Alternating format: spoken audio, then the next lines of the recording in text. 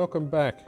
In our last video we showed you all the problems we had once we took everything off the trailer itself, all the brake components and that sort of thing.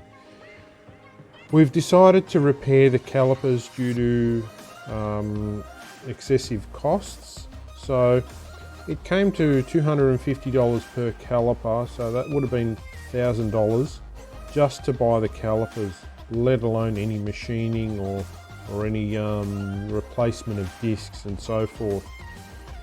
So to overhaul these calipers would only cost approximately $80 each. So we fully stripped the calipers, and the hardest part was to remove the pistons, which we used a 10-ton press. After everything was stripped and sandblasted, the components were painted with high temp paint. Once all the items were dry, we started putting the calipers back together. There is a similar set of calipers that I rebuilt earlier. Once all the calipers were together, we reinstalled a new set of pads. If you put a little thought processes into getting these things done, you can actually save money.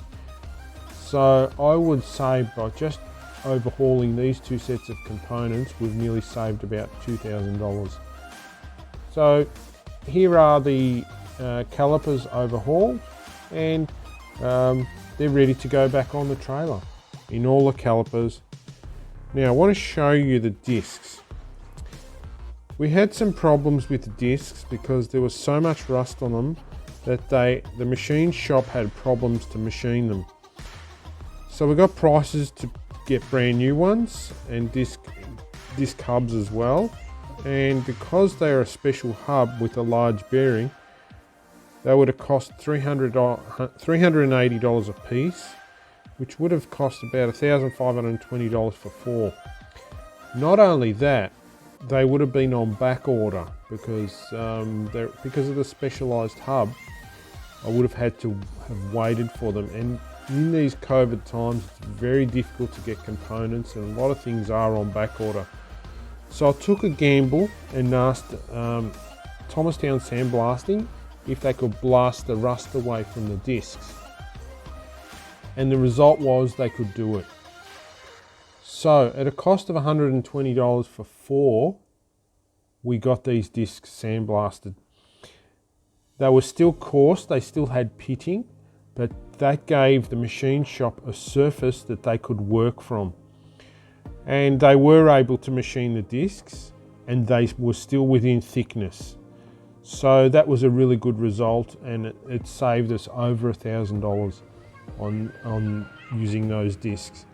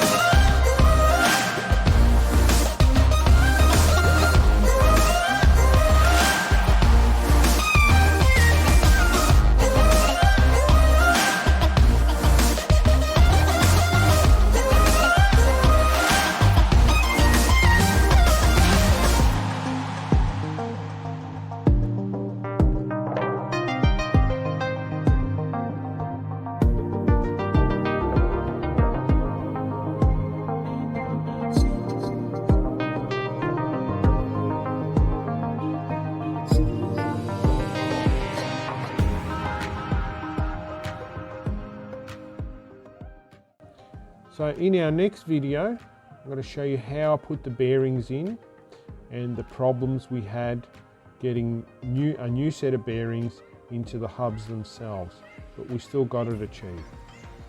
Thanks for watching. See you in the next one. Subscribe.